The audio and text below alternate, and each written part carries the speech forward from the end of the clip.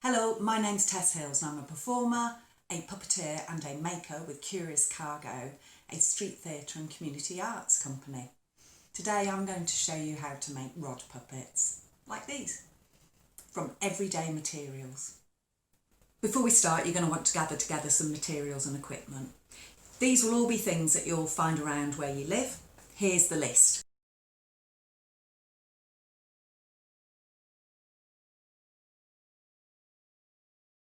So now I'm going to give you a quick overview of how I made a rod puppet using lots of recycled materials. There's also a written guide that accompanies this video, and that has detailed information on how to make your puppet. It's full of top tips on materials and techniques and will guide you through each stage of the making process.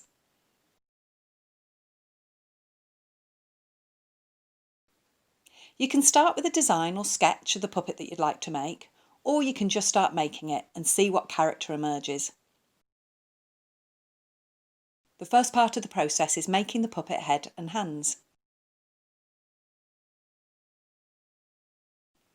I scrunched up layers of newspaper into a ball for the puppet head and taped it up with masking tape. I used scissors to make a hole in the base of the head and inserted the bamboo stick. I used tape to secure it to the head. The next part is building up the facial features of the puppet using all sorts of recycled materials. You can have a lot of fun exploring all the different shapes you can find and make. For my puppet, I scrunched up newspaper for the cheeks, cut and folded cardboard for the eyes, the ears and the mouth, rolled up newspaper and kitchen roll for the eyeballs, the nose and the neck.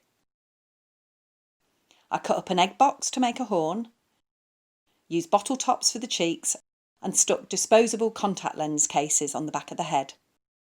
I stuck the features onto the puppet head with masking tape. See the guide and the top tips on how to do this. I made the hands out of cardboard, padded them with newspaper and decorated with cardboard nails and string. You can use all sorts of things onto your hands to decorate them. I then cut some rope for the puppet arms and stuck it onto the base of the hands. The next stage is applying the papier-mache. I diluted some PVA glue with water so that it was 50% glue and 50% water. There are 2 layers of papier-mache on the puppet head. The first layer is newspaper and that layer completely covers the head. The second layer is a plain or a colour contrasting paper. This is so you can tell the difference between the 2 layers. And that layer also covered the entire head and hands. For both layers, I tore up small strips of paper and smoothed them down really well using my fingers and a brush. I make sure I push them down well over the shapes and the features so that everything was very well defined. For tricky shapes and detailed parts, I use smaller bits of paper and in some places I use toilet tissue.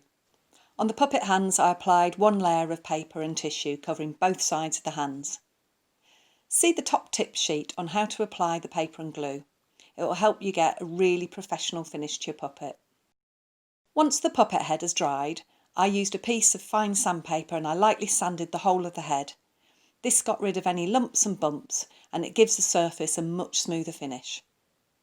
I added some whiskers onto my puppet. I used some beads from a broken bracelet and some wire which I bent into shape and stuck onto the cheeks.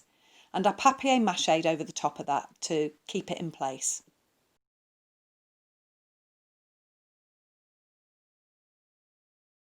The next stage is decorating the puppet. So you can paint or you can collage your puppet. I painted mine with acrylic paints. First with a primer coat of white onto the head and the hands. Then I mixed and painted on a light blue base coat all over, leaving the eyeballs white as I was going to paint them bronze. I mixed up some different shades and tones to apply to the face, creating mid-tones, shadows and highlights, and generally making the face look more moulded and modelled. See the top tip sheet explaining how to do this. And finally I added some lines and patterns to make the puppet look more alien and interesting. If you want to collage your puppet head instead of using paint, you can get some great outcomes by sticking on pieces of colour tissue paper, wrapping paper and choosing images from magazines and newspapers.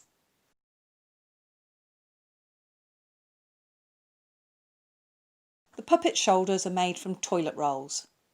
I put 2 toilet rolls together and I made a hole in the top and the bottom so that the bamboo stick could slide all the way through, and I taped around that hole to make it stronger. I stuck the rope arms onto the toilet roll shoulders using a strong gaffer tape to make them secure and to keep them in place.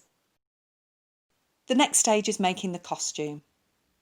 You can use remnants and scraps of fabric, cloth and ribbon for your puppet costume. If you have any old clothes or scarves that you're happy to cut up, you can use them. You could even use a tea towel. I chose some pattern cloth for mine and cut it into shape. See the top tips for measuring and fitting the cloth to your puppet's arms and hands. Once I'd chosen some layers of fabric, I fitted them onto the bamboo pole and then slid the shoulders and arms up into place. I rolled up some kitchen roll and taped it onto the pole to create a stopper. This kept the shoulders under the neck and stopped them sliding back down the pole. The head of the puppet can still swivel and turn around though. I made a few finishing touches to fit in the costume and I added some extra decoration and some details and finally the puppet is finished. So the final stage of this process is for you to think about who your puppet is and develop its character and voice. The questions to ask yourself are, what is it? Is it human, animal, creature, alien? Does it have a name? Where does it live? Is it happy, jolly, excited? Or is it sad, grumpy, angry? Is it shy or is it very confident? Does it have a voice? What does it sound like? Does it speak? Does it have its own language? Can we humans understand it? How does your puppet move? What's it doing and where's it going? Explore all of these questions and see how your puppet character develops.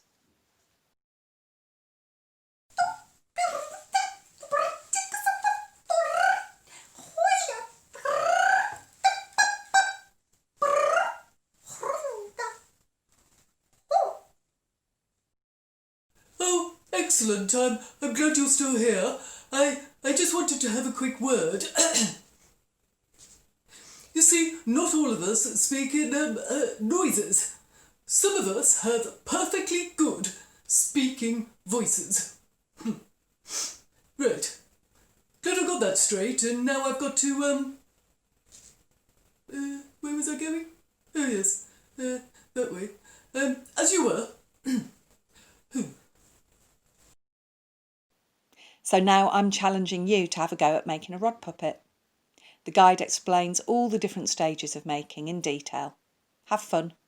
I wonder what sort of character you'll create.